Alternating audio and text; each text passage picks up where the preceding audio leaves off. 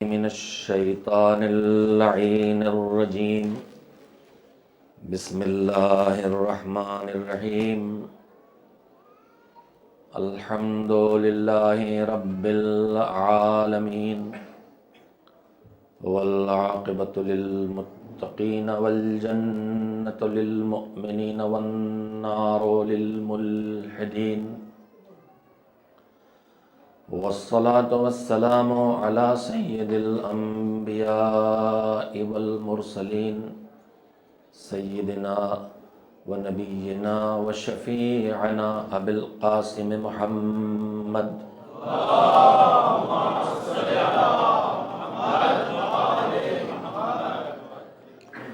وآله الطيبين الطاهرين المعصومين المظلومين، واللعنة الدائمة الباقية على أعدائهم أجمعين من الآن إلى يوم الدين. أما بعد، فقد قال الله سبحانه وتعالى في كتابه المبين، وهو أصدق الصادقين وقوله الحق. بسم الله الرحمن الرحيم. اهدنا الصراط المستقيم، صراط الذين أنعمت عليهم غير المغضوب عليهم ولا الضالين. صلوات محمد.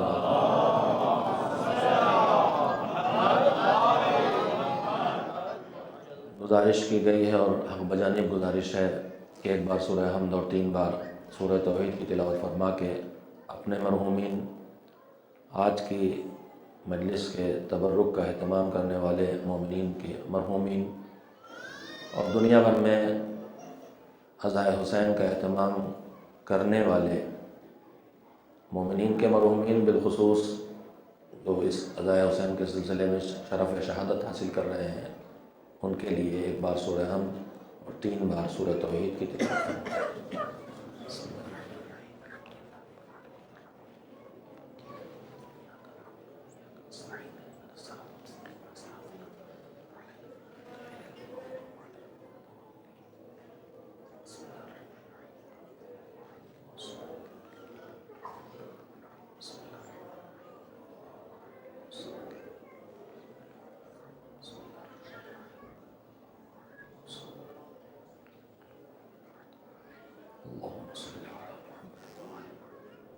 ایک بار مل جل کے صلوات بھیجیں محمد و آل محمد۔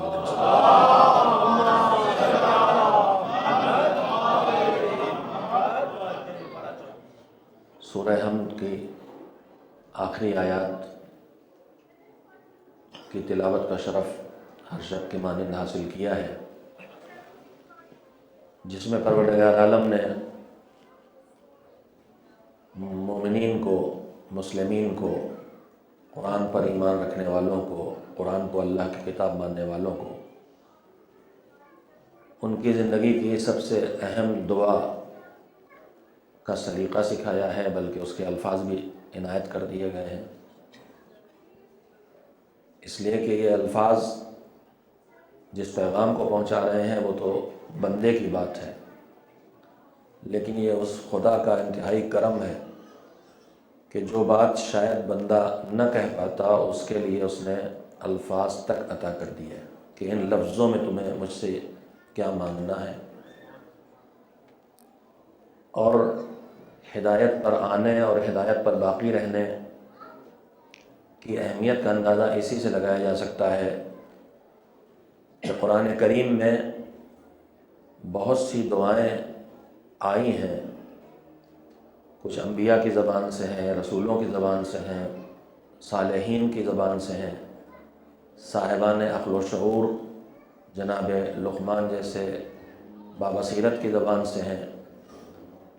وہ ساری دعائیں آئی ہیں ضرور، لیکن ان میں سے کسی دعا کو روزانہ دہرانے کا انتظام اللہ کی طرف سے نہیں کیا گیا ہے، لیکن ہدایت پر آنے اور ہدایت پر باقی رہنے کی دعا مومن کی زندگی میں اتنی اہم ہے کہ پروردگار عالم نے اسے روزانہ کم از کم 10 بار دہرانے کا اہتمام کر دیا۔ اہدنا الصراط المستقیم بار بار 10 بار اس دعا کے کروانے کا مطلب یہ ہے کہ مومن کی زندگی میں ہدایت پر آنا جتنا اہم ہے اتنا ہی ہدایت پر باقی رہنا بھی اہم ہے۔ راہ ہدایت پر آ جانے کے بعد آدمی مطمئن نہ ہو جائے کہ اب ہمارے لیے کوئی خطرہ باقی نہیں رہ گیا۔ فلسفے میں ایک لفظ بولا جاتا ہے، تعلیم یافتہ حضرات تشریف فرما ہے، میں اسے دہرانا چاہتا ہوں۔ ایک کسی چیز کے ایجاد کا ذریعہ ہوتا ہے، انوینشن کرنے والے اس دنیا میں بہت گزرے ہیں، لائٹ جل رہی ہے، ٹیوب لائٹ ہے، بلب ہے، ان کا ایک موجد ہے۔ تو بہت سی چیزیں ایسی ہوتی ہیں جو کسی نہ کسی کے ہاتھوں ایجاد ہوتی ہیں، لیکن جو انہیں ایجاد کرتا ہے وہی ان کو باقی رکھنے کا انتظام نہیں کرتا۔ بلب ایجاد کرنے والے نے ایجاد کر دیا، اب ہم اپنے گھر لے کے آئیں تو اس کی حفاظت ہم کریں گے، اس سے کوئی مطلب نہیں ہے جس نے بلب ایجاد کیا تھا۔ لیکن یہ چیز محتاج بہرحال ہے ایک بنانے والے کی اور ایک بچانے والے کی۔ بنانے والے کو علت موجدہ کہتے ہیں فلسفے کی زبان میں، اور بچانے والے کو علت مبقیہ۔ مبقیہ کا مطلب ہے جس کے ذریعے بقا ملے۔ ہم اور آپ عالم وجود میں آئے ہیں تو اپنے وجود میں بھی اس کریم مالک کے محتاج ہیں، اس نے ہمیں نہیں سے ہاں بنایا ہے، اور ایسا نہیں ہے کہ وجود میں آ جانے کے بعد اب ہم اس کے محتاج نہیں رہ گئے۔ ہماری زندگی کا ہر لمحہ اپنی بقا کے لیے بھی اسی کا محتاج ہے۔ وجود میں آنا بھی اس کی احتیاج ہے، اور وجود میں باقی رہنا بھی اس کے محتاج ہیں ہم۔ اسی طرح سے ہدایت پر آنے کے لیے بھی ہم اس کے محتاج ہیں، اور زندگی میں ہدایت پر باقی رہنے کے لیے بھی ہم ہر لمحے اس کے محتاج ہیں۔ اس لیے جو ہدایت نہ پا سکا ہو اسے بھی یہ دعا کرنا ہے، اہدنا الصراط المستقیم، اور جسے ہدایت مل گئی ہے اسے بھی یہ دعا کرنا ہے، اہدنا الصراط المستقیم۔ لفظ وہی رہیں گے، مفہوم بدل جائے گا۔ جو ہدایت یافتہ نہیں ہے وہ کہے گا مالک ہدایت دے دے، اور جو ہدایت یافتہ ہے وہ کہے گا مالک ہدایت کو پر مجھے باقی رکھ۔ عزیزان محترم، میں نے آپ حضرات کی خدمت میں جو سلسلہ گفتگو پیش کیا ہے، شروع کیا ہے، کوشش یہ کرتا ہوں کہ وہ اس گفتگو کا عنوان اور موضوع ایسا تلاش کیا جائے جو صرف ہمارے شوق کو پورا نہ کرے، سن کے ہم تسکین نفس حاصل نہ کریں، بلکہ ایسا موضوع ہو یا تو اس کے ذریعے سے سامعین کے علم میں کہیں اضافہ ہو، یا کہیں ان کی معرفت میں اضافہ ہو، یا اگر صاحبان علم و معرفت ہیں تو ان کی یادداشت زندہ کر دی جائے۔ اس لیے کہ انسان کی کمزوریوں میں کمزوری ہے بھول جانا، اور مالک نے اس کمزوری کا علاج بھی بتایا ہے اور بہت قیمتی قرار دیا ہے اس حکم کو۔ مشہور آیات میں سے قرآن کریم کی جو مجلسوں میں سنتے رہتے ہیں ان میں سے ایک آیت ہے، بسم اللہ الرحمن الرحیم، وَذَكِّرْ فَإِنَّ الذِّكْرَى تَنفَعُ الْمُؤْمِنِينَ۔ پیغمبر کو حکم دیا ہے کہ آپ لوگوں کو یاد دلاتے رہیے۔ آپ ایسا نہیں ہے کہ اگر میں آپ کے سامنے تذکرہ یہاں کر رہا ہوں تو یہ سمجھ کے آؤں کہ آپ کے سامنے ہر وہ بات آ رہی ہے جس سے آپ بے خبر ہیں۔ نہیں، آپ باخبر ہیں، لیکن یہاں پیش کرنے کا مقصد کیا ہے؟ وَذَكِّرْ فَإِنَّ الذِّكْرَى تَنفَعُ الْمُؤْمِنِينَ۔ ان کو معلوم تو ہے، مگر ہم نے تم انسانوں میں تمہاری ضروریات زندگی میں سے ایک ضرورت سمجھا ہے بھول جانے کو۔ یاد رکھنا تو تمہاری ضرورت ہے ہی، لیکن بھول جانا بھی تمہاری زندگی کی ایک ضرورت ہے۔ تو کبھی کبھی تم بھول جاتے ہو اسے بھی جسے تمہیں بھولنا نہیں چاہیے۔ اس لیے اللہ کہتا ہے وَذَكِّرْ فَإِنَّ الذِّكْرَى تَنفَعُ الْمُؤْمِنِينَ۔ اچھی باتیں یاد دلاتے رہیے۔ اچھی باتوں کا یاد دلانا کسی کو فائدہ پہنچائے یا نہ پہنچائے، صاحبان ایمان کو بہرحال اس کا فائدہ پہنچتا ہے۔ یہ مومن کی ایک صفت بتائی اللہ نے کہ مومن کی پہچانوں میں سے ایک پہچان یہ ہے کہ جب اس سے اچھی بات کی جائے گی تو لڑ نہیں مرے گا، وہ جھگڑا نہیں کرنے لگے گا، وہ بحث نہیں کرنے لگے گا آپ کون ہوتے ہیں، آپ کی اوقات کیا ہے، میں 70 سال کا ہو گیا، آپ کل کے لونڈے مجھے دین سکھا رہے ہیں۔ منبر پر سے یہ لفظ نامناسب تھا لیکن اب تو نقل قول میں نکل گیا ہے، لیکن یہ کہ سننے کو ملتا ہے۔ جوان اگر کہیں امر بالمعروف یا نہی عن المنکر کا فریضہ انجام دے دے تو اسے سب سے پہلے یہی سننے کو ملتا ہے، آپ ہوتے کون ہیں، اپنی اوقات دیکھیے، آپ کی عمر کی، آپ ہمیں سکھانے آئے ہیں۔ عزیزو، مذہب کہتا ہے اچھی بات کوئی بتائے، کہیں سے بتائے، اگر مومن ہوگا تو اس سے فائدہ اٹھائے گا۔ تو مقصود یہ ہوتا ہے کہ کچھ ایسے موضوعات ہوں جن کے ذریعے یا علم پہنچے یا معرفت پہنچے یا بھولی ہوئی باتیں یاد آئیں یا علم و معرفت کے تقاضے پورے ہونے لگیں، ایمان کو تقویت ملے، ایمان کو مضبوطی ملے، ایمان کے تقاضے عمل کی شکل میں وجود میں آئیں، محمد و آل محمد علیہ السلام کے تذکروں کے طفیل میں دلوں میں زندگی اور حرارت ایمانی پیدا ہو، اور یہ حرارت ایمانی ہمیں اس منزل سے نزدیک لے جائے جسے نجات کی منزل کہا جاتا ہے۔ میرے عزیزوں، میں نے جس آیت کی تلاوت آپ حضرات کی خدمت میں کی ہے روزانہ اور گفتگو کا سلسلہ جاری ہے، آج مربوط رکھتے ہوئے تھوڑی دیر آپ کو لگے گا کہ پچھلی گفتگو سے میری گفتگو مربوط نہیں ہے، اور موضوع سے بھی لگے آپ کو ہو سکتا ہے کہ مربوط نہیں ہے، لیکن مربوط ہے موضوع اور عنوان سے بھی اور مربوط ہے پچھلی گفتگو سے بھی، مگر بات کو شروع یہاں سے کرنا چاہتا ہوں کہ سورہ حمد کی آیت ہے اہدنا الصراط المستقیم، اے مالک سیدھے راستے کی ہدایت فرما۔ میں یہ کیوں فیصلہ کروں کہ مجھے سیدھا راستہ مل گیا ہے، اب باقی رہنا ہے؟ سیدھا راستہ جہاں تک مل گیا وہاں تک مل گیا، لیکن کیا میں یہ دعوے دار ہو سکتا ہوں کہ دین کی ہر صحیح بات تک میں پہنچ چکا ہوں؟ اس کا مطلب ہم میں سے ہر ایک اس میں بھی محتاج ہے کہ جہاں تک نہیں پہنچا ہے وہاں تک پہنچے، اور اس کا بھی محتاج ہے کہ جہاں تک پہنچ چکا ہے اس پر باقی رہے۔ ہم میں سے کوئی کمال کی سند اپنے آپ کو نہیں دے سکتا، وہ کمال کی سند اعلان ولایت مولا کائنات امیر المومنین حضرت علی بن ابی طالب علیہ السلام کی ولایت کے اعلان کے بعد دین کو ملی ہے، آپ کو یا مجھے نہیں ملی ہے۔ ہمیں اور آپ کو ساری زندگی دین کی سچائیوں کو، مذہب کی حقیقتوں کو پہچاننے کی ضرورت ہے، لہذا ہماری دعا دونوں حصوں پہ شامل رہے گی۔ جتنی سچائی تک پہنچ گیا ہوں اس پر مجھے باقی رکھ، اور جس حقیقت کو ابھی تک نہیں سمجھ سکا ہوں اس حقیقت کی سمجھ تک مجھے پہنچا دے۔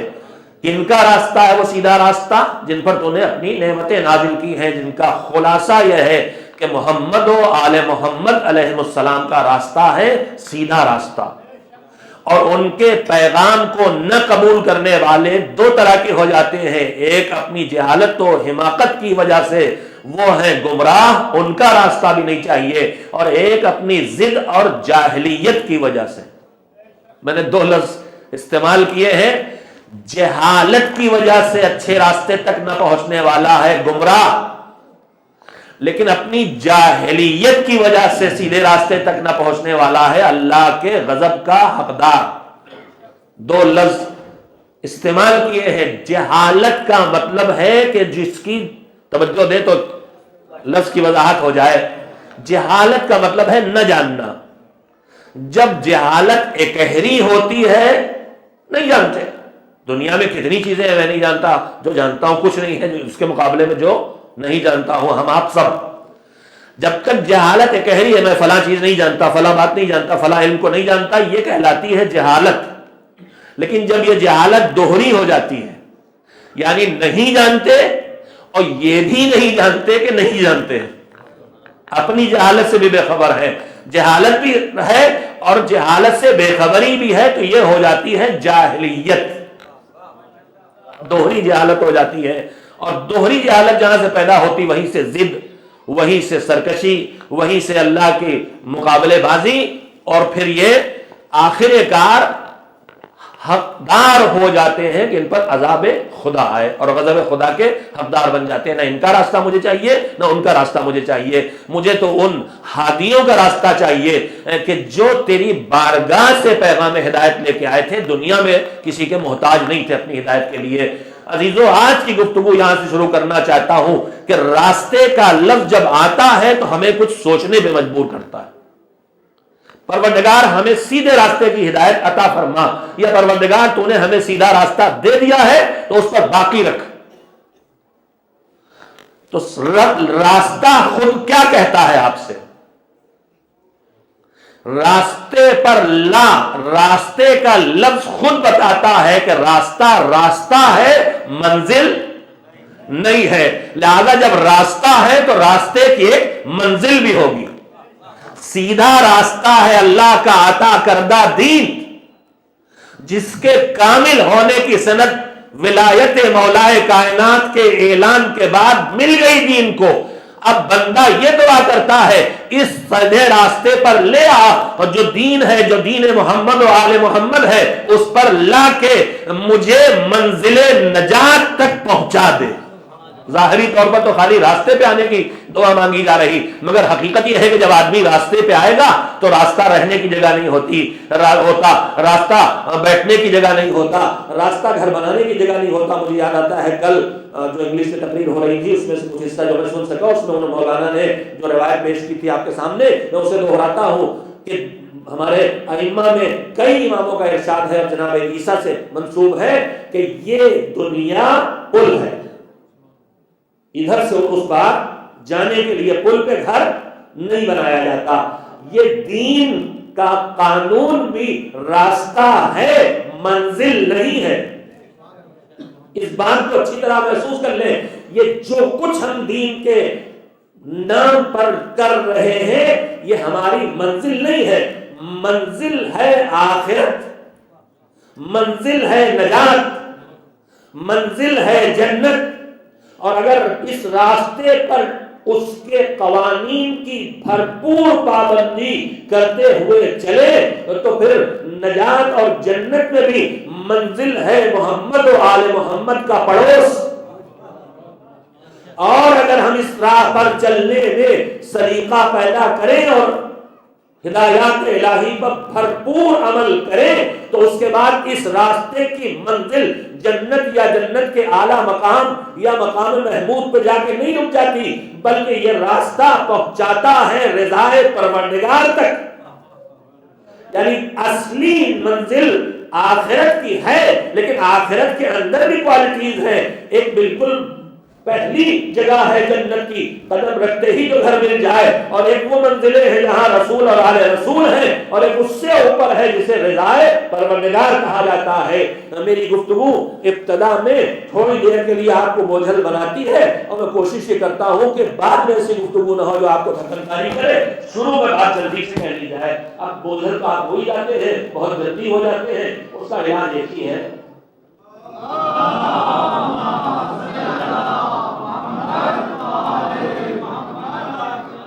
راستہ ہے دین, راستہ ہے مذہب اہل بیت. مذہب کہتے ہی راستے کو, راستہ ہے دین, راستہ ہے مذہب اہل بیت, اور منزل ہے آخرت. تو آخرت کی منزل تک جانے کے لیے ہم کس چیز کے محتاج ہوئے؟ اس راستے کے جو ہمیں اس منزل تک لے جائے. لیکن میں آپ سے پھر سوال کرنا چاہتا ہوں, کیا صرف راستے کا پہچان لینا اور راستے کو سمجھ لینا نجات کی ضمانت اور گارنٹی بن سکتا ہے؟ اس دنیا میں لندن یہاں سے زیادہ دور نہیں ہے, لوٹن بھی کوئی بہت چھوٹا شہر نہیں ہے, یہاں ہم لاکھ راستوں کو پہچان لیں, لیکن کیا صرف راستے کا جاننا کافی ہو جائے گا منزل تک پہنچنے کے لیے؟ ہم نے راستے کا علم حاصل کر لیا, نقشہ بیٹھ کے رٹ ڈالا, یہ موٹر وے وہاں پہنچاتا ہے, وہ موٹر وے وہاں پہنچاتا ہے. مجھے تو یہاں کے راستوں کی اصطلاحیں یاد نہیں ہے, معلوم نہیں ہے. تو مختلف چھوٹے بڑے راستوں کو الگ الگ معنوں میں استعمال کرتے ہیں. ہم نے پورا نقشہ یاد کر ڈالا, تو کیا پورا نقشہ یاد کر ڈالنے سے ہم بکنگم پیلس پہنچ جائیں گے؟ یا وہ کون سا پارک ہے جہاں دل کی بھڑاس نکالی جاتی ہے؟ High park. وہاں آدمی چھپتا کہاں؟ وہاں سب کے سامنے آ کے دوست کیا کرتا ہے. بڑے سمجھدار ہیں وہ، آپ کے دل کی بھڑاس نہیں نکالتے، وہ دیکھتے ہیں کہ کس دماغ میں کچھ ایسا پنپ رہا ہے جو کل ہماری مصیبت بن سکتا ہے. خیر، تو کیا میرے راستہ سمجھ لینے سے پہنچ جاؤ گے؟ نہیں. ایک ضرورت اور پڑتی ہے، اور لندن کی وجہ گلیاں کہتا ہوں. ہمارے یہاں انڈیا میں بنارس کی گلیاں مشہور ہیں، اور لکھنؤ آئی ہے، اور ضرور آئی ہے. بڑی تہذیب کا شہر ہے، کلچر کا شہر ہے. وہاں پر امام بارگاہ ہے عصمت الدولہ کی بنائی ہوئی، جس میں بہت بڑا ہال ہے. میں اس کے موضوع پر بات کرنے نہیں آیا ہوں. اس کی خوبی یہ ہے کہ اس میں بہت بڑا ہال، کتنے 100 میٹر لمبا اور کتنے میٹر چوڑا اس طرح سے، لیکن اس میں نہ کوئی لکڑی استعمال ہوئی، نہ کوئی لوہا استعمال ہوا. اور آرکیٹیکٹ کا ایک بہترین نمونہ ہے. اس پر انہوں نے اوپر ایک چیز بنائی ہے جس کو بھول بھلیاں کہتے ہیں. اس کے راستے آپ اوپر جانے کے لیے چڑھیں گے تو اوپر جو راستہ جا رہا ہوگا اس پہ جائیں گے، وہ نیچے پہنچا دے گا. نیچے جانے کے لیے نیچے طرف جائیں گے تو اوپر پہنچا دے گا. تو وہ بھول بھلیاں میں جب آدمی جاتا ہے تو اکیلے نہیں جاتا، کھو جائے گا، ایک گائیڈ لیتا ہے. تو جہاں راستہ ہو منزل تک پہنچانے کا، لیکن اس کے اگل بغل بہت سے راستے ہوں، تو پھر یہاں پر آدمی ضرورت مند ہوتا ہے کہ خالی راہ کا پا لینا کافی نہیں ہے، بلکہ ایک راہبر بھی ہونا چاہیے. جو ہم بہکنے لگے تو فوراً ٹوکے. تو منزل علاج تک جانے کے لیے ہمیں کیا چاہیے؟ راہ چاہیے. اب اتنی اردو آپ کو یاد کرنا پڑے گی. بزرگوں سے میری بات نہیں ہے، نوجوان جہاں بیٹھتے ہیں ان کے لیے کوشش کرتا ہوں آسان زبان بولوں. ایک ہے راہ، راستہ، ایک ضرورت. اور جب راستہ ایک نہ ہو، بہت کے ملتے جلتے بہت سے راستے بنا دیے گئے ہوں، تو پھر راہبر چاہیے. یہ مسٹر ٹام جو آپ کے ساتھ چلتے ہیں، یا وہ جو انٹی چلتی ہیں، اپنی اپنی پسند ہوتی ہے، تو وہ قدم قدم پہ ایک ہی کام تو کرتی ہیں. اگر آپ نے راستہ پہچان لیا اور مڑ گئے کسی اور طرف جدھر ان کے حساب سے نہیں جانا، تو جینا دوبھر کر دیتی ہیں. ٹوک ٹوک کے گھر سے نکلے، بچوں کی انٹی کو وہاں چھوڑ گیا ہے، گاڑی میں ہے تو یہاں دوسری انٹی جان کو آ گئی. ضرورت پڑتی ہے ایک راہبر کی، ایک گائیڈ کی. اگر وہ خود راستوں سے بے خبر ہو تو ہمارے کام کا نہیں. راستوں سے بے خبر ہو لیکن بھول جاتا ہو تو ہمارے کام کا نہیں. تو میرے عزیزوں نے دنیا کی چھوٹی سی منزل تک پہنچنے کے لیے وہ راہبر چاہیے جس کے پاس علم بھی ہو اور جس کے پاس غلطی سے محفوظ رہنے کی صلاحیت بھی ہو. تو جو منزل آخرت تک جو دین کا راستہ لے جا رہا ہے، اس کا راہبر ہمیں کیسا چاہیے؟ جو اس راستے کا علم بھی رکھتا ہو اور کبھی اس راستے پر چلنے یا چلانے میں غلطی نہ کرتا ہو، یعنی صاحب عصمت بھی ہو. ایک آپ صلوات بغیر کہے ہوئے دیا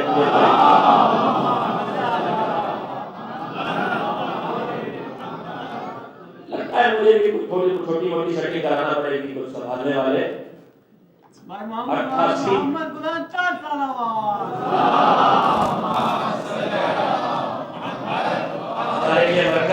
یہ رضاکار جو اس اہتمام کو اس طریقے سے انجام دیتے ہیں اور شہدا کا نام کو سکون ماحول میں سنتے ہیں، ہم ان کے شکر گزار ہیں. ڈاکٹر رضا صاحب پریزیڈنٹ ہیں جو اپنی جان لگائے ہیں اس کام میں. اللہ ان کی کمر کی اصلاح کرے. اور انہوں نے کمیٹیاں بنائی ہیں خدمت انجام دینے کے لیے. 88 افراد انوالو کیے ہیں. میں ان سے گزارش کروں گا کہ کمیٹی اور بنائیں. گاؤں کی آپ یہ مجلس کمیٹی 400 کونوں کا ایک نعرے لگانے والا. اور بزرگوں سے اس طریقہ ملا تو ہے مگر اپنایا نہیں ہے. نہیں، صلوات کوئی ایسی چیز نہیں ہے، نعرے کوئی ایسی چیز نہیں زبردستی لگوایا جائے. دین سے نکلے گی تو خود ہی آواز اٹھے گی.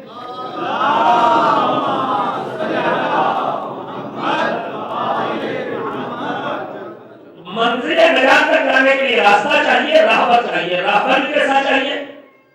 راہبر کو چاہیے جو غلطی نہ کرے، جو جہالت والا، جس کا لا علمی کہیں نہ ہو، جس کے یہاں غلطی جان بوجھ سے کرنا تو دور کی بات، بھول سے بھی غلطی نہ کرے، یعنی معصوم ہونا چاہیے. چلیے ہمیں رہبر معصوم بھی مل گیا، ہمیں راہ مستقیم بھی مل گئی، ہمیں منزل کا بھی پتہ ہے، لیکن کیا اتنا کچھ ہو جانے کے بعد ہم منزل تک پہنچ جائیں گے؟ آپ سوچ کے بتائیے، پہنچ جائیے گا، راستہ بھی مل گیا، راہبر بھی مل گیا، منزل بھی معلوم، ٹام ٹام میری گاڑی میں لگا ہوا ہے، بغیر لائسنس کی گاڑی چلانا بھی مجھے آتا ہے، ٹکٹ آئے گا آپ کو، مجھے نہیں ملے گا، مجھے جب پتا ہے کہاں آپ نے سیٹ کر کے دے دیا، لیکن کیا اتنے سے میں پہنچ جاؤں گا یہاں جانا مجھے؟ نہیں پہنچوں گا۔ آپ کو توجہ ہے کہ جملہ کافی ہوگا، راہ ملنا ایک، منزل کا پہچاننا ایک، راہ کا پہچاننا دو، راہبر کا پہچاننا تین، مگر اس کے باوجود آدمی منزل تک نہیں پہنچے گا جب تک کہ راہبر کے نقش قدم پر چلتا نہ رہے۔ جو یہ سب پا کے بیٹھا رہے وہ بھی نہیں پہنچے گا، جو چلے مگر اتنا نہ چلے تو راہبر چلا ہے وہ بھی نہیں پہنچے گا۔ نجات کی منزل تک معصوم راہبر کے نقش قدم پر چلنا پڑے گا ہمیں، یعنی نجات کی منزل تک پہنچنے کے لیے چار چیزیں ضروری ہو گئی، ایک نجات کی منزل کا پہچاننا، دوسرے اس کے راستے کو پہچاننا، تیسرے اس پر لے جانے والے راہبر کو پہچاننا، اور چوتھے اس راہبر کے پیچھے چلتے رہنا، نہ بیٹھنا، نہ تھکنا، نہ سستانا، نہ رکنا، نہ کنفیوز ہونا، نہ شبہ کرنا۔ جس راستے پہ راہبر چلاتا جائے اس پہ چلتے چلے جاؤ، تبھی تو پہنچو گے منزل نجات تک۔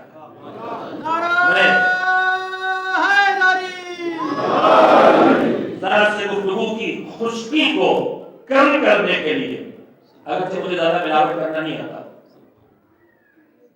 بمبئی شہر میں ہر کام میں برکت ہوتی ہے، یہاں تک کہ شراب بیچ کے بھی گھر بناتے ہیں، اس پہ لکھا ہوتا اعلیٰ من فضل ربی، استغفر اللہ۔ یہاں تو خیر ہے ہی یہی۔ تو ایک دودھ والے حاجی صاحب تھے، دودھ بیچتے تھے، اور دنیا کی سب دکانوں پہ ختم ہو جائے ان کے یہاں کبھی ختم نہیں ہوتا۔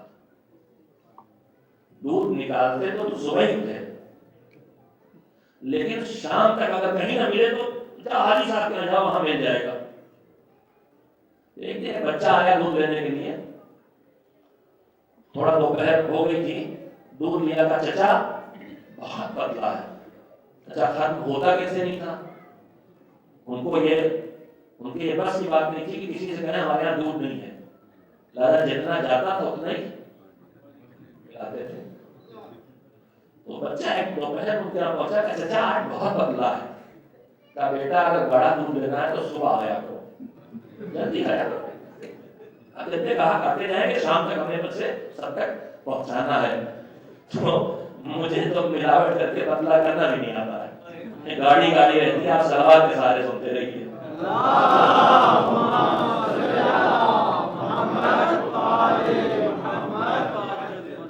منزل نجات تک پہنچنے کے لیے راستے کا سمجھنا، راہبر کا پہچاننا، راہبر کے پیچھے آخر منزل تک چلنا، یہ تین چیزیں ضروری ہیں۔ اس کے لیے میں قرآن کریم کے بیان کردہ واقعے کے سہارے یہ بات اپنے بچوں اور بچیوں کے ذہنوں تک پہنچانا چاہتا ہوں کہ اگر ہمیں نجات حاصل کرنا ہے، اگر ہمیں جنت پہنچنا ہے، البتہ جنت ہماری آخری منزل نہیں ہے، میں بار بار ہی آپ سے کہہ رہا ہوں، پروردگار عالم نے اعلان کیا ہے، بسم اللہ الرحمن الرحیم، وعد اللہ المؤمنین والمؤمنات جنات تجری من تحتها الانہار خالدین فیہا ومساکن طیبۃ فی جنات عدن ورضوان من اللہ اکبر ذلک هو الفوز العظیم۔ پروردگار کہتا ہم نے ہر مومن مرد اور ہر مومنہ عورت سے یہ وعدہ کیا ہے کہ ہم اسے آخر کار جنت دیں گے، نعمت کے باغات دیں گے جن کی زمین میں نہریں جاری ہوں گی، اور ہم نے جنات عدن جو اونچی کوالٹی کی جنت ہے اس میں رہنے کے پاک و پاکیزہ ٹھکانے دیں گے۔ اس کے بعد کا جملہ کیا ہے؟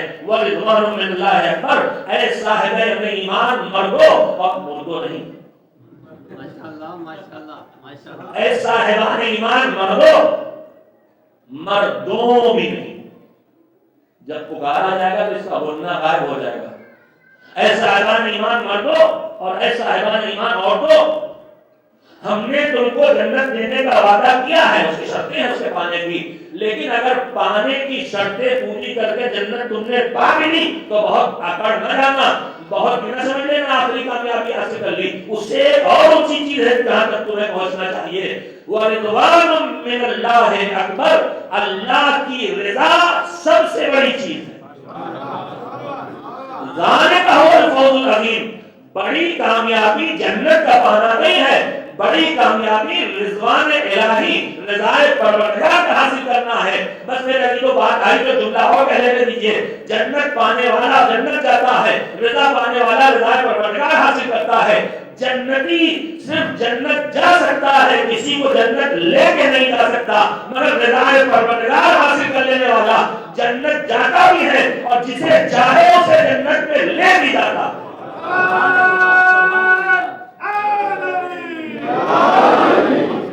بستر نبی پہ رات، زندگی کی ایک لوٹی رات میں پوری رات چین سے سو کے رضائے پروردگار پانے والا اکلوتا دکھائی دیتا ہے، تبھی تو اس کے ناموں میں سے ایک نام ہے قسیم النار والجنہ، آؤٹ جہنم، ان جنت۔ ایک صلوات دیتے ہیں محمد قرآن مجید کے بیان کیے ہوئے واقعے کے سہارے اپنے بچوں تک بات کو پہنچانا چاہتا ہوں، بار بار دوہرا رہا ہوں، منزل آخرت، آخرت کہنا زیادہ اچھا ہے، آخرت میں جنت بھی ہے، آخرت میں رضوان الہی بھی ہے، رضا تک پہنچنے کا نشانہ ہونا چاہیے۔ تو وہاں تک پہنچنے کے لیے پہلی چیز ہے راستے کا جاننا، سنے سنائے پہ نہیں عمل کرنا، علم حاصل کرنا، علم حاصل کرنا، دین کو پڑھنا، دین کو سمجھنا، دین کو ماننا، اس کے بعد راہبر کو پہچاننا۔ یہاں بھی دعوے دار بہت کھڑے ہر طرف، جیسے سینکڑوں راستے بنے ہیں ایسے ہی لاکھوں ڈاکو راہبر بن کے کھڑے ہیں، ان کے درمیان سے صحیح راہبر کو پہچاننا، یہ دوسری ضرورت، اللہ کا کرم، یہ دو مرحلے ہم نے طے کر لیے ہیں کسی حد میں۔ تیسری چیز ہے اس منزل تک پہنچنے کے لیے اس راہبر کے پیچھے پیچھے چلنا۔ میں یہ عرض کرنا چاہتا ہوں بتوفیق پروردگار اور صدقہ ذکر محمد و آل محمد علیہ السلام، جتنا راہ کا پہچاننا ضروری ہے، راہبر کا پہچاننا ضروری، اتنا ہی اس راستے پر راہبر کے پیچھے پیچھے چلنا بھی ضروری ہے، ورنہ راستہ وہی ہوتا ہے، راہبر کے پیچھے نہیں چلتا آدمی تو بھی ہلاک ہو جاتا ہے، یا راہبر کو پہچان بھی لیتا ہے مگر راہبر سے پیچھے رہ جاتا ہے تو بھی ہلاک ہو جاتا ہے۔ قرآن کریم کا بیان کیا ہوا واقعہ اسے سمیٹ کے آپ کی خدمت میں عرض کرنا چاہتا ہوں۔ جناب موسیٰ کو اللہ نے ہدایت کے لیے بھیجا ہے بنی اسرائیل میں، فرعون کی قوم میں، قبطیوں میں، اور وہ ساری منزلیں گزر گئی ہیں جس میں جناب عیسیٰ نے ان کو سمجھانے کے لیے معجزات بھی دکھائے، سب کچھ ہو چکا ہے۔ اب وہ منزل آ گئی ہے کہ جناب موسیٰ اپنی قوم کی زندگی بچانے کے لیے مصر کو چھوڑ رہے ہیں راتوں رات، اور وہ جناب موسیٰ اور ان کی قوم پہنچ گئی ہے دریا کے کنارے، وہ نیل نہیں ہے، وہ سمندر کا ٹکڑا ہے۔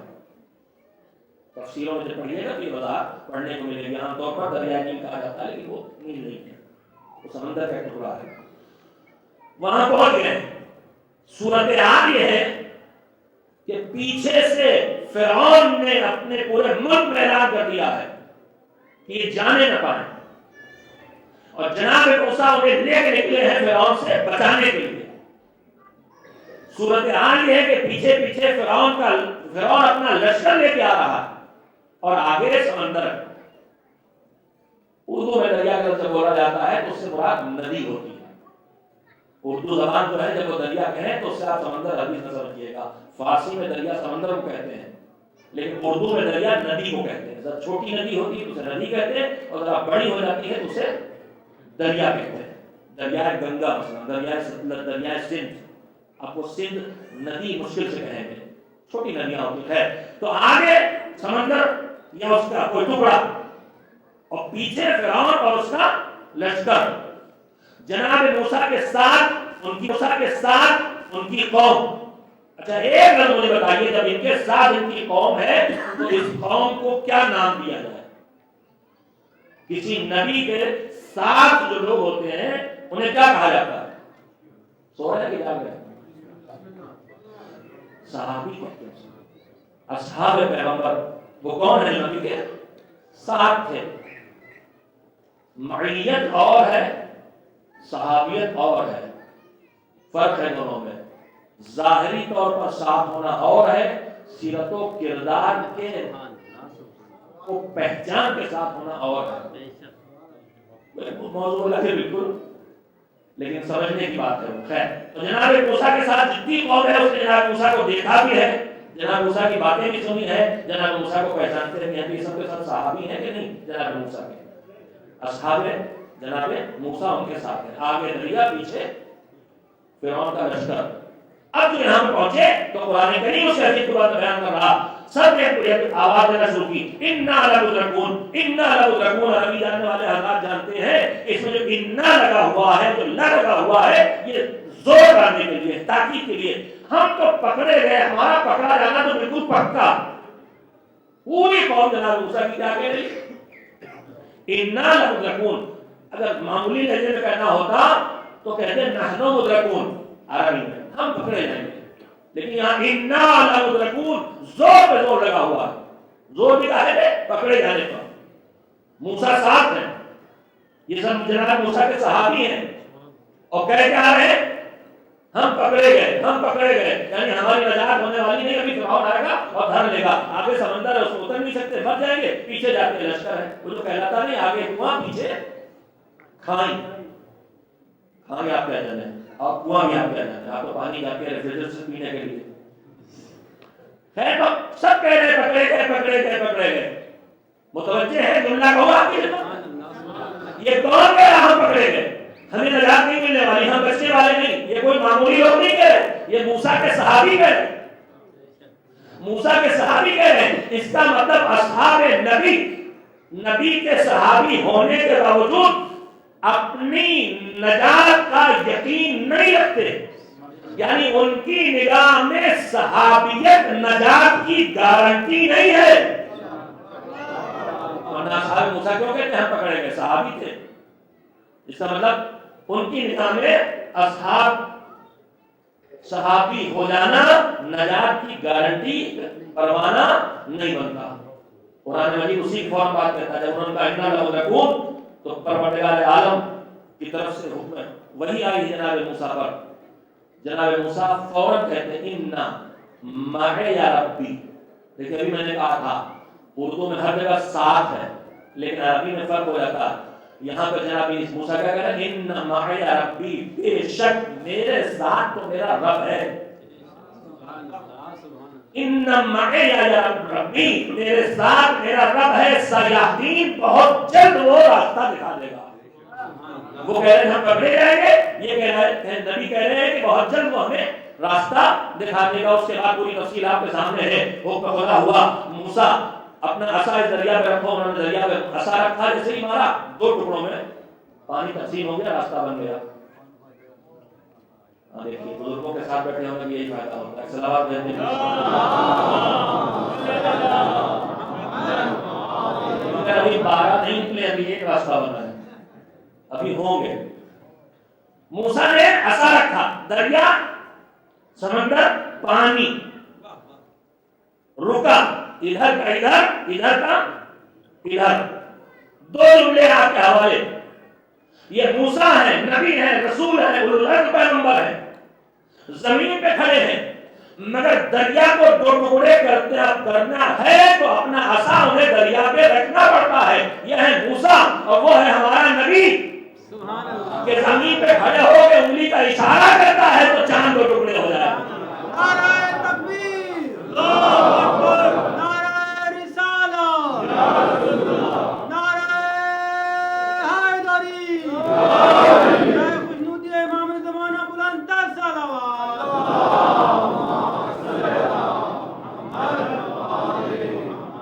میں آپ کو بھولنے نہیں دوں گا، میں نے واقعہ اس لیے سنانا شروع کیا ہے کہ ہم یہ سمجھ سکیں کہ نجات تک پہنچنے کے لیے کن کن چیزوں کی ضرورت ہے۔ کیا خالی راستہ پہچان لینا کافی ہے؟ کیا خالی رہبر کو پہچان لینا کافی ہے؟ خالی رہبر کو مان لینا کافی ہے یا اس سے آگے بھی کوئی ضرورت؟ کہنا اس کے بعد ایسا رکھا پانی رک گیا. اچھا یہ بتائیے پانی کا مزاج کیا ہے؟ پانی کا مزاج بہنا ہے نا. اور پتھر کا مزاج کیا ہے؟ جمع ہونا رکنا. اگر اللہ اپنے ایک نبی کے لیے پانی کے بہنے کے مزاج کو بدل کے اسے رکنے کا مزاج دے سکتا ہے تو پھر وہ کیوں اپنے ایک ولی کے لیے پتھر کے جمے رہنے کے مزاج کو بدل کے اس کو دروازہ نہیں بنا سکتا؟ وہ بھی قدرت خدا کا کارنامہ ہے. وہ بھی قدرت خدا کا کارنامہ ہے. یہاں راستہ بنا موسیٰ کے عصا سے, وہاں راستہ کعبے کی دیوار شق ہو کے دروازہ کھول رہی ہے. قدرت الہی وہاں بھی کار فرما ہے, قدرت الہی یہاں بھی کار فرما ہے. وہاں درمیان میں عصا لانا پڑا ہے, یہاں درمیان میں عصا کی ضرورت بھی نہیں ہے. ادھر نبی کھڑا ہے, ادھر وسیع ہے اندر. اب راستہ روکنے والا کون ہے جو راستہ روکے؟ لہذا راستہ کھلا, پتھر ہٹے, راستہ بنا.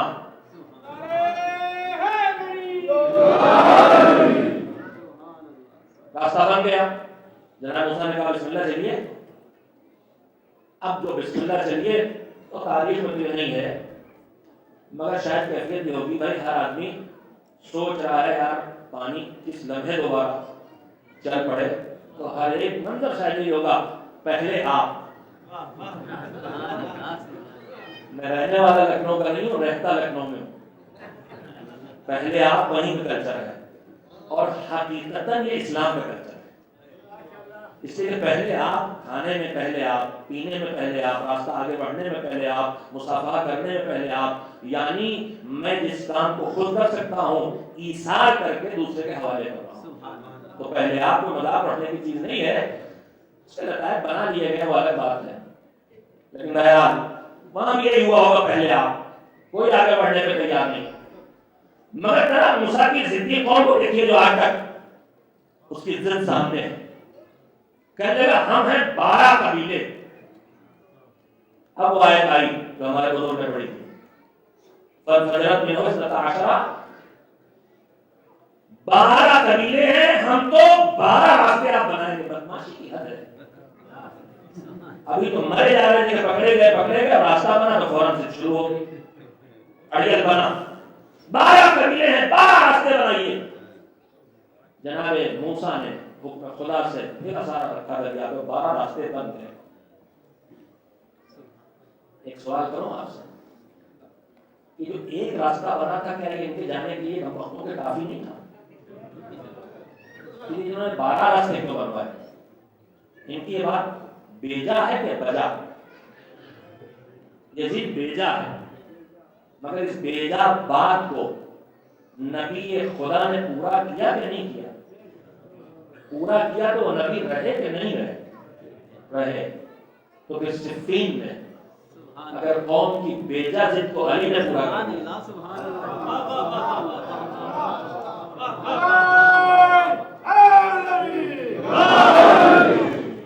ایک صلوات دیتے ہیں محمد و آل محمد.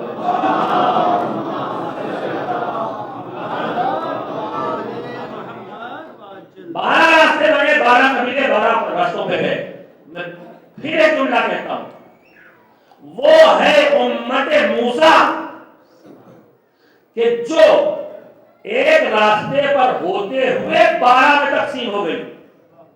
اور یہ ہے امت محمدی, یہ ہے پیروان محمد و آل محمد علیہ السلام, جن کے پاس 12 کے 12 رہبر ہیں, مگر 12 رہبروں کے پیچھے چلنے والا ایک راستے پہ چل رہا ہے. ان کے طریقہ کار میں کوئی اختلاف نہیں.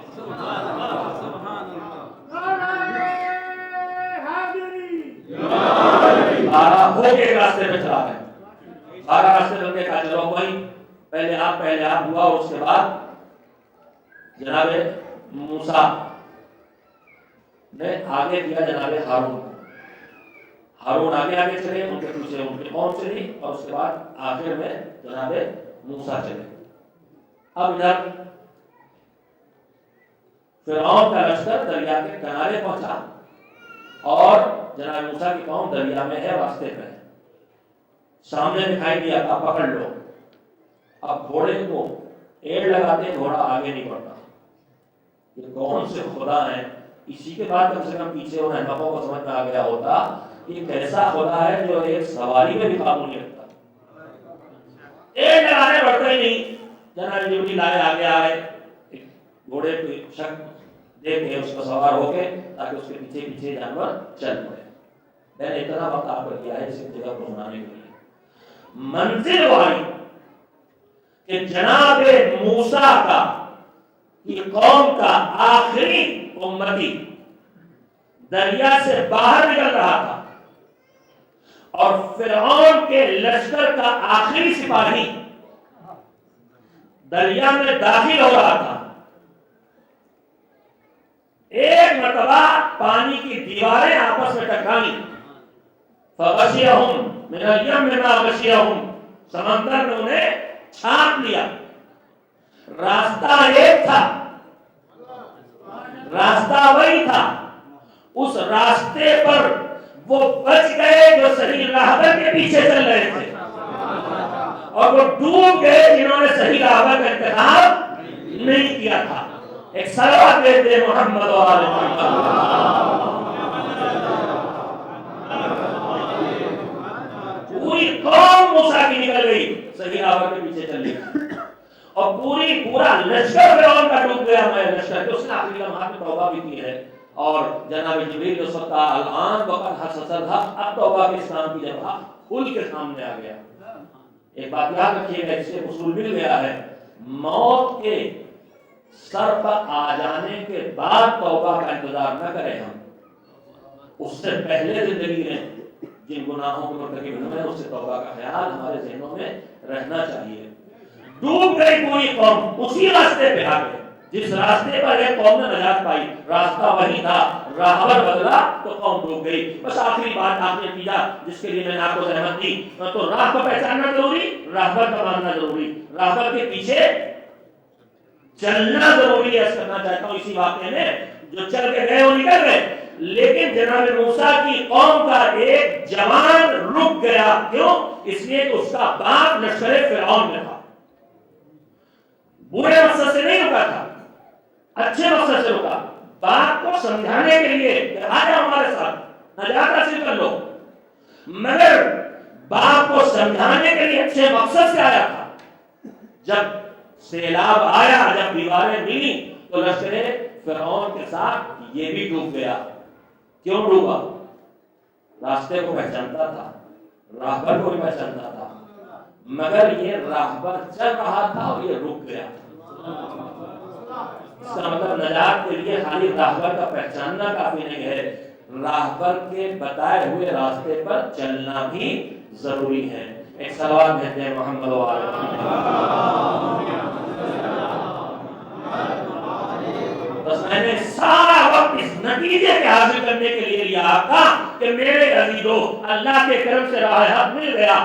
راہبر، صحیح راہبروں کو ہم نے پہچان لیا، معصومین تک ہم پہنچ گئے، جو غلطی نہ کرے وہ راہبروں کو ہم نے اپنا لیا. لیکن ایک مرحلہ زندگی بھر یاد رکھنے کا ہے. یہ تو ایک منزل کی بات تھی، راستے کو پہچاننا، راہبر کو پہچاننا، راہبر کو ماننا. لیکن ایک چیز کا پوری زندگی خیال رکھنا ہے، ہمیں راہبر کے پیچھے چلتے رہنا ہے.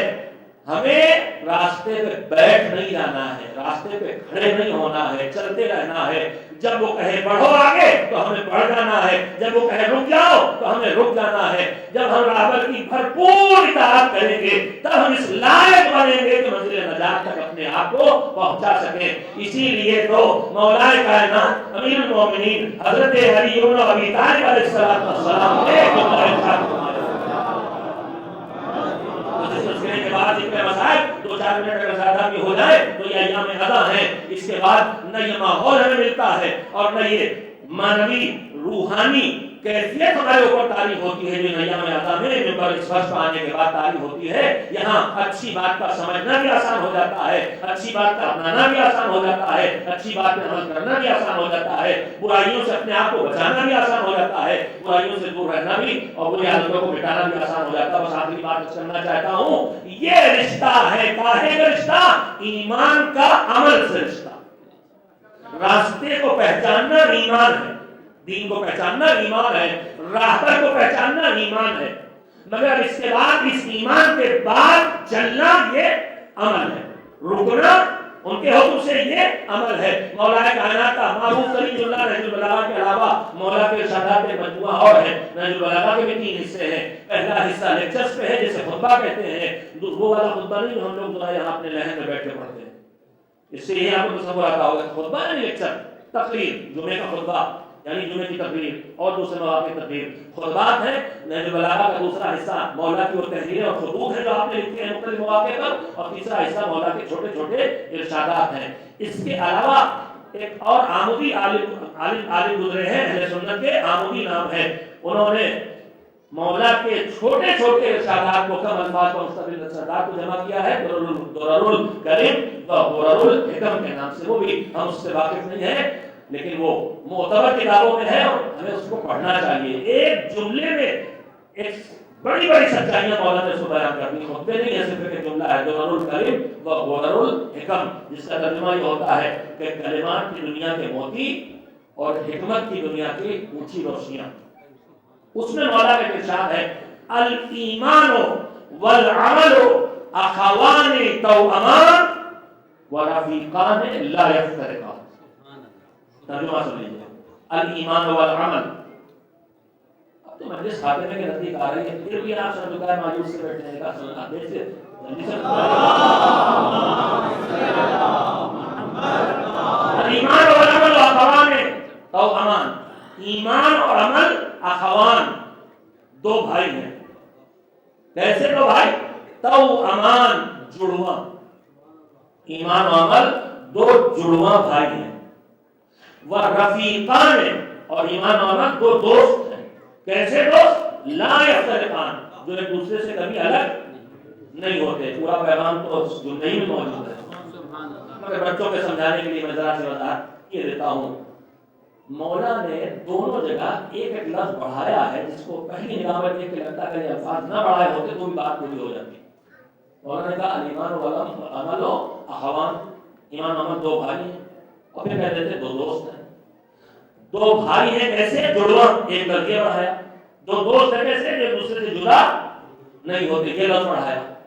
صاحب نہج البلاغہ ہے، نہ کوئی لفظ بیجا استعمال کرے گا، نہ کوئی ضرورت کا لفظ ان سے چھوٹے گا۔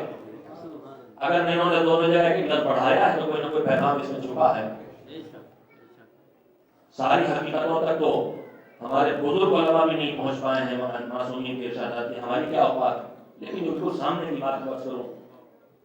دیکھیے، دو بھائی عام طور پر دو بھائی جب ہوتے ہیں تو ایک بڑا بھائی ہوتا ہے، چھوٹا، 1 سال کا فاصلہ مثلاً کم از کم 9 مہینے کا فاصلہ کم از کم مثلاً ہوگا۔ دو بھائیوں میں دو بھائی ایک ساتھ پیدا نہیں ہوں گے، ایک چھوٹا بھائی اور ایک بڑا بھائی، لیکن جب جڑواں پیدا ہوتے ہیں تو دونوں ساتھ ساتھ پیدا ہوتے ہیں، ان کا وجود بھی ساتھ ساتھ ہوتا ہے، ان کی پیدائش بھی ساتھ ساتھ ہوتی ہے، ساتھ ساتھ پیدا ہوتے ہیں۔ بس اتنا سے فرق ہوتا ہے کہ دو بچے جو ماں کے پیٹ میں پلے جب پیدا ہوں گے تو ایک دنیا میں پہلے قدم رکھے گا، دوسرا بعد میں، تو ان میں پھر اس کو بڑا، اس کو چھوٹا کہتے ہیں۔ کتنا مختصر سا فاصلہ ہوتا ہے اس کا۔ دوسری طرف دوستی، دوست پہلے اجنبی ہوتے ہیں، آپ کو میں نہیں جانتا، مجھے آپ نہیں جانتے، جب میں نے یہاں آنا شروع کیا آپ کا مزاج مجھے اچھا لگا، میری بد کلامی آپ کو اچھی لگی، ہم دوست ہو گئے۔ تو دوست پہلے سے، دوست ہو گئے، صلوات بھیجنا بیٹھیے۔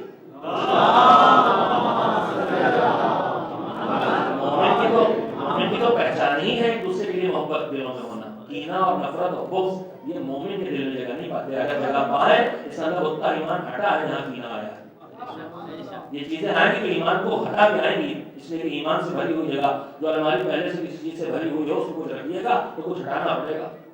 اگر ایمان بھرا ہے تو بغض آئے گا تو کسی ایمان کو ہٹائے گا، حسد آئے گا تو کسی ایمان کو ہٹائے گا۔ تو دوست ہمیشہ سے دوست نہیں ہوتے، اور ضروری نہیں کہ ہمیشہ دوست رہیں، دوستیاں ٹوٹ جاتی ہیں، جھگڑے ہو جاتے ہیں۔ مولا نے جملہ فرمایا، اگر اس کو توجہ دے تو دو پیغام سامنے آتے ہیں۔ اگر صرف بھائی کہتے تو بھائیوں میں چھوٹا بھائی اور بڑا بھائی ہوتا ہے، فاصلہ ہوتا ہے، لیکن جڑواں بھائیوں میں فیصلہ نہیں ہوتا. مولا کہہ رہے ایمان و عمل چھوٹے اور بڑے بھائی کی طرح نہیں ہے کہ پہلے یہ آئے پھر سال 2 سال کے بعد وہ آئے. یہ ہے جڑواں بھائی. جیسے ہی ایمان وجود میں آئے گا عمل بھی ساتھ ساتھ دکھائی دے گا. یعنی آغاز ہوگا تو ایمان کے ساتھ عمل آئے گا. دوست ایک دوسرے کو چھوڑ دیتے ہیں, اگر صرف کہتے دوست ہے تو ہم سوچ سکتے تھے کہ ایمان ہو اور عمل نہ ہو, یہ عمل ہو اور ایمان نہ ہو. مگر مولانا نے کہہ دیا رفیقان لا یفترقان, ایک دوسرے سے جدا نہیں ہوتے.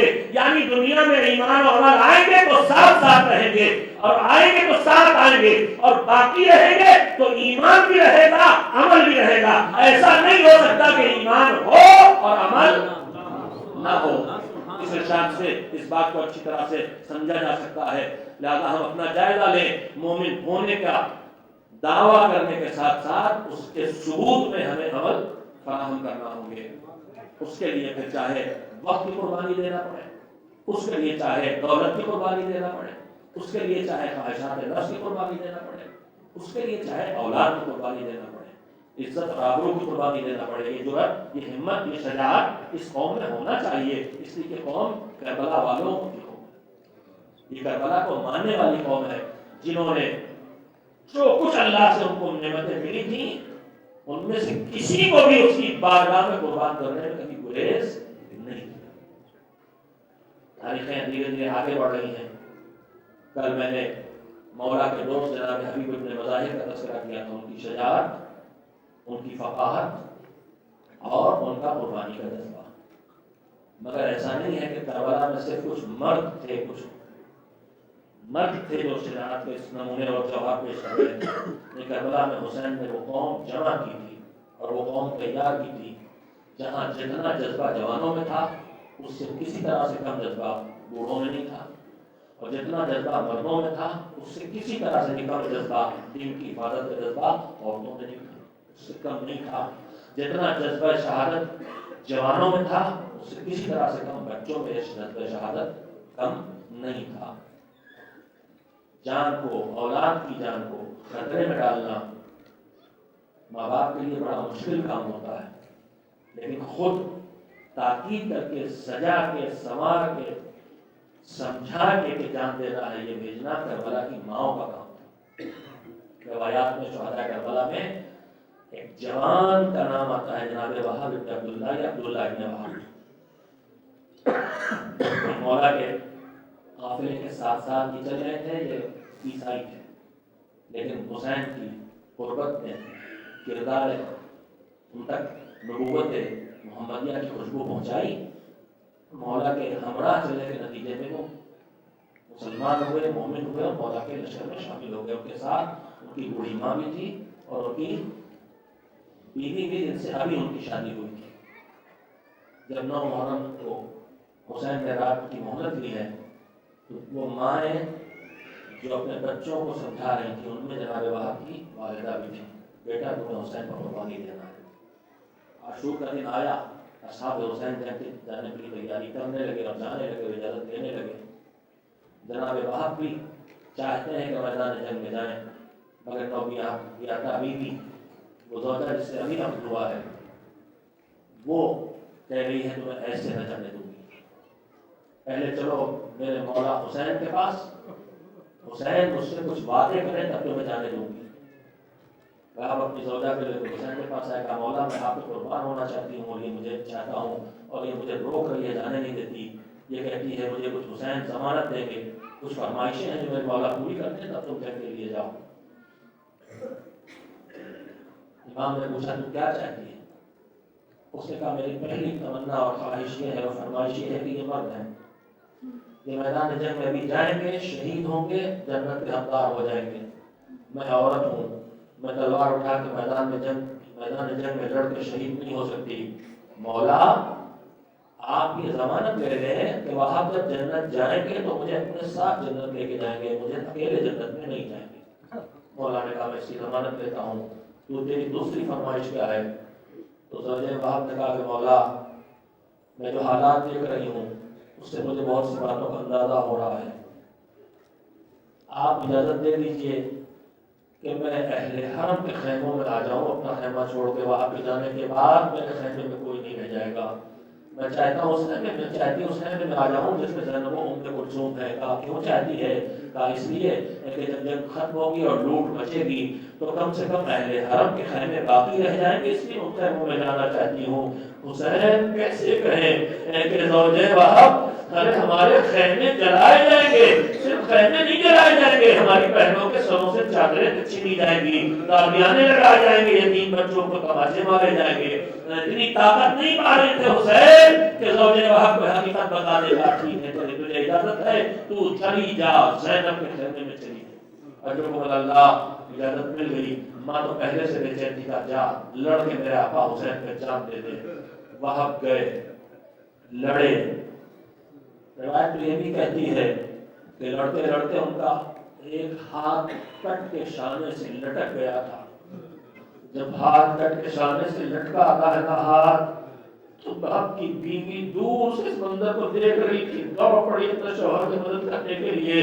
اب نے طرف کی آواز دی ابو عبداللہ حسین آئیے میری مدد کو. مدد یہ نہیں تھی کہ حسین وہاب کو سنبھالے، مدد یہ تھی کہ میرے آقا ارے میری زوجہ بھرے مجمع میں ننگے سر نکل آئی ہے، اسے جلدی سے خیمے میں پہنچائیے. میں کہوں گا وہاب تمہاری بیوی ابھی ننگے سر نکلی ہے، تماشائیوں کا مجمع نہیں ہے، حسین خیمے میں پہنچا دیں گے. ارے دیکھو حسین کی بہن زینب ننگے سر یہ قافلہ کربلا سے کوفے اور کوفے سے شام تک جانے والا ہے. اجرکم اللہ. وہب لہو لہان ہو گئے، زخموں سے چور ہو گئے، ہاتھ ایک کٹ گیا ایک ہاتھ باقی ہے.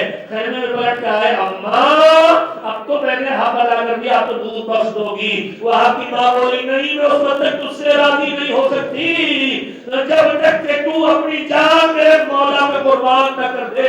یہ کربلا کی ماں کا کلیجہ ہے، جوان کو مرنے کے لیے بھیج نہیں. وہب گئے، پھر لڑے، یہاں تک کہ زخمی ہو کے گرے. ظالم نے وہب کا سر اٹھا کے اس خیمے کی طرف پھینک دیا جدھر جس میں ماں بیٹھی دیکھ رہی اس منظر کو.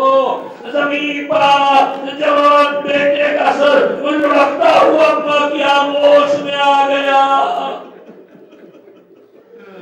ہاتھوں میں لیا، چہرے سے خاک کو صاف کیا، منہ پہ منہ رکھ کے آواز دی بیٹا تم نے اپنی ماں کا حق ادا کر دیا. اور اس کے بعد ایک مرتبہ پھر ظالموں کی طرف سر کو اچھال دیا. ہم جو کچھ رہا ہے خدا میں دے دیتے ہیں، پھر اسے واپس نہیں لیا کرتے. اجرکم اللہ. ایام عطا بڑی تیزی سے گزر گئے، تاریخیں ایسی بڑھتی چلی جا رہی تھی، موقع نہیں مل پائیں گے. میں نے کہا یہاں وہب کی قربانی دی کربلا کی اس ماں نے جس کی جوان بیٹے کو قربانی دی ہے، مگر کربلا تو اس سے بھی اونچے مناظر پیش کرتا ہے.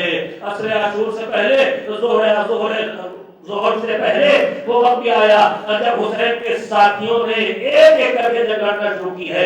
صبح عاشور سب باندھ کے کھڑے ہوئے تھے تاکہ ٹیموں کی بارش میں خیموں تک کوئی عرب کے خیموں تک کوئی ٹیم نہ پہنچ جائے. بہت سے حسین کے انصار مصیبت شہید ہو گئے تھے، کچھ زخمی ہوئے تھے. اس میں جناب مسلم بن اوسجا تھے. کل میں نے آپ سے کہا تھا مسلم بن اوسجا کی عمر 90 سال یا اس کے ارد تھی. اتنے کمزور تھے، اتنے ضعیف تھے کہ پیشانی کی کھال لٹک کے آنکھوں پہ آ گئی تھی. سمیٹ کے کپڑے سے اس کے پیشانی پہ باندھا تھا.